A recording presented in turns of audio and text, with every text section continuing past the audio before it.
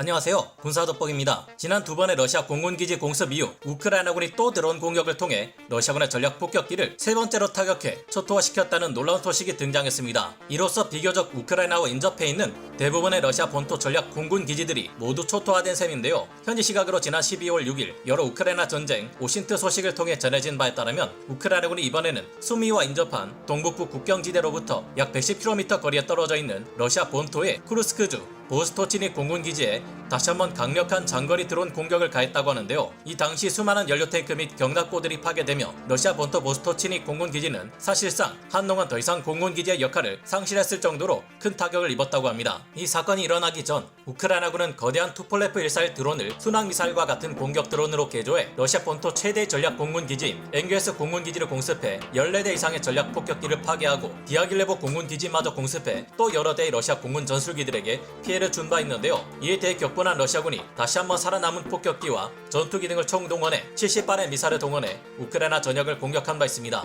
하지만 당시 우크라이나군은 뛰어난 요격 능력을 가진 방공부대의 능력으로 70발 중 무려 61발에 달하는 미사일을 요격하고 피해를 최소화한 바 있습니다. 그런데 이번에 또다시 우크라이나군의 드론 공격을 받은 러시아군은 지구 최강의 방공 시스템이라던 S-400 부크 M2는 물론 23mm 대공 기관포 등 여러 방공 시스템이 겹겹이 배치되어 있어 나층 방공망을 구성하고 있었는데도 불구하고 느리고 크기가 커서 레이더 쉽게 포착되는 우크라이나군의 14m 길이 투폴레프 141 드론의 공격을 막지 못했습니다. 우크라이나군이 러시아군의 세 번째 전략 공군기지에 구체적으로 얼마나 큰 피해를 입혔는지 살펴보겠습니다. 그리고 우크라이나군이 서방에서 나삼스 방공 시스템이나 아이리스-T 방공 시스템 등을 지원받고 있지만 그 수가 많지 않은데도 러시아군의 미사일들을 쉽게 요격하는 데 비해 왜 러시아군은 이처럼 쉽게 막을 수 있을 듯한 우크라이나군의 공격 드론을 촘촘히 배치된 다층 방공망으로도 막아낼 수 없는지 그 이유 또한 함께 분석해 보겠습니다. 전문가는 아니지만 해당 분야의 정보를 조사 정리했습니다. 본의 아니게 틀린 부분이 있을 수 있다는 점 양해해 주시면 감사하겠습니다. 공군기지 내에 존재하는 대형 유료구에서 화재가 일어나 이곳에서 운용 중인 항공기 연료가 모두 불타 없어져 버리고 지상에 주기되어 있던 여러 전투기들도 함께 파괴되는 등 우크라이나군의 세 번째 러시아 본토 공군기지 공습으로 인해 보스토치니 공군기지에서는 막대한 피해를 입었습니다. 이 공군기지에서는 제14 근위 전투항공연대의 소위-30 SM 전투기들이 배치되어 있었고 이들을 지원하기 위해 다른 곳에서 지원된 미그-19 전투기들까지 배치되어 있었다는 점을 감안하면 이번에는 주로 러시아군의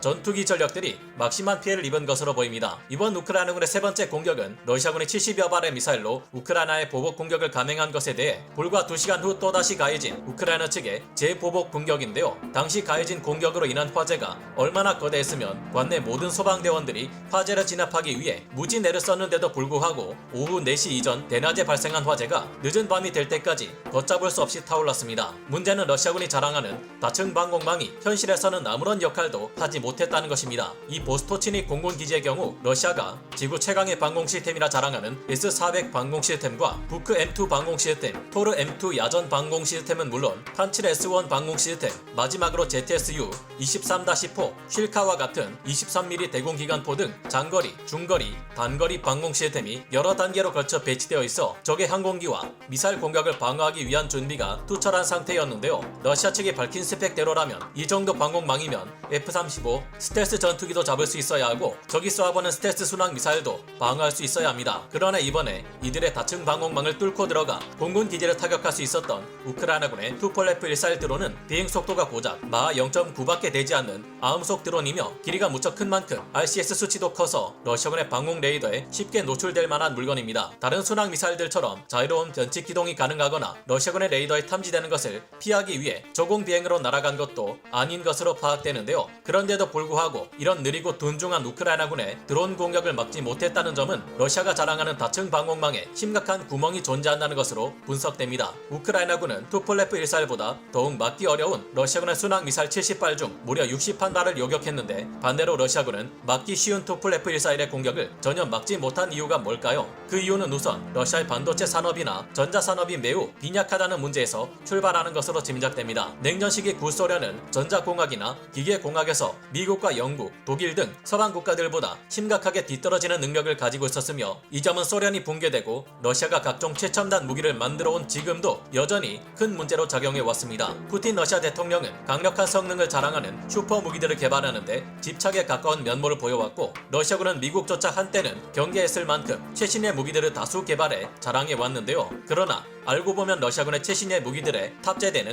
반도체 생산 장비나 정밀 공작 기계 등 최첨단 무기들을 생산하는 데 있어 반드시 필요한 장비와 재료가 없어서 상당수를 서방의 국가들에 의존하고 있었습니다. 실로비키 세력이란 푸틴 러시아 대통령의 정치적 기반이라 할 수 있는 군부, 정보기관, 군산복합체 등 무력 부처 관련 정치가들의 파벌 및 권력 실세들을 가리킵니다. 이 실로비키 세력들은 러시아 산업이 자립하게 되는 순간 자신들의 이권이 강탈당할 것을 우려해 계속해서 러시아가 서방으로부터 첨단 반도체나 베어링, 볼스크류 등의 자재들을 수입하는 상황을 일부러 방치해 두었는데요. 이런 상황에서 1990년대 소련이 무너져 내리자 이제까지 중앙정부의 발주를 받아 반도체 및 각종 기계 부품과 소재, 생산 장비를 제조해 왔던 러시아의 기업들은 주문을 받지 못해 줄줄이 폐업하게 되었고 이후 사정이 좀 나아지기는 했지만 여전히 문제를 겪어왔습니다. 러시아의 각종 전투기 및 지대공 미사일, 레이더, 방공 호위함 등에 반드시 탑재되는 반도체를 제작하는 데 있어 필요한 장비들을 구하기 위해 러시아는 네덜란드의 ASML에 의존했고 우크라이나 침공 전쟁을 일으킨 후 러시아는 각종 서방의 제재에 의해 이런 필수 자재와 부품들을 전혀 공급받지 못하게 되었습니다.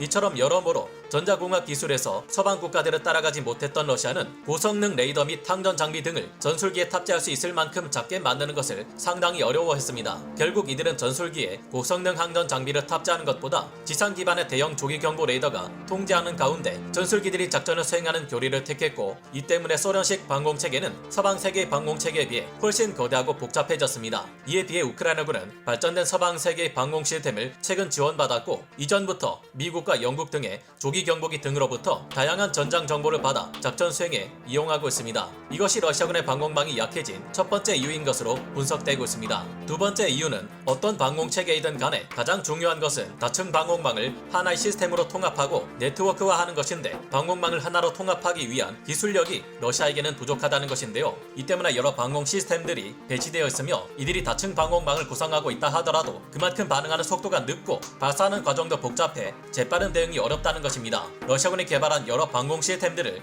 하나의 네트워크로 통합 가능하다면 우크라이나의 투폴레프 141처럼 느리고 날아오는 궤도도 쉽게 예측 가능한 목표물에 대한 접근을 미리 파악하고 만전의 상태로 대기하고 있다가 사정거리 내에 들어오면 바로 지대공 미사를 발사해 격추할 수 있었을 것으로 예상되지만 방공망 통합이 되지 않은 경우가 많고 통신 기술마저 뒤떨어져 있는 탓에 러시아군은 이 같은 일을 수행하기 어려운 것으로 파악되고 있는데요. 러시아군의 방공 레이더들은 자신들이 선전하는 것과는 달리 적의 목표를 식별하는 색적 능력이 떨어지는 것은 물론 방공 시스템 자신의 레이더는 적에게 탐지당하지 않으면서 자신은 적의 목표물을 탐지하는 저피탐 성능마저 떨어지고 적의 전자전 공격에 대응하는 능력 또한 떨어지는 것으로 알려져 있습니다. 미국과 영국 등 서방의 전자신호 정찰기들은 러시아의 방공 레이더들이 사용하는 전파와 관련된 정보를 모두 파악하고 있기에 쉽게 러시아군의 방공체계를 유린할 수 있을 것으로 파악됩니다. 이처럼 방공체계에 허점이 많은 러시아의 방공무기들을 우크라이나군 또한 운용하고 있지만 우크라이나군은 미국과 영국 등 서방 국가들이 위성이나 각종 정찰 자산들을 동원해 파악한 전장 상황에 관련된 정보를 제공하고 있는 것은 물론 각종 통신 시스템을 지원하고 있으며 방어전을 수행하는 입장인 만큼 주민들의 제보도 큰 역할을 합니다.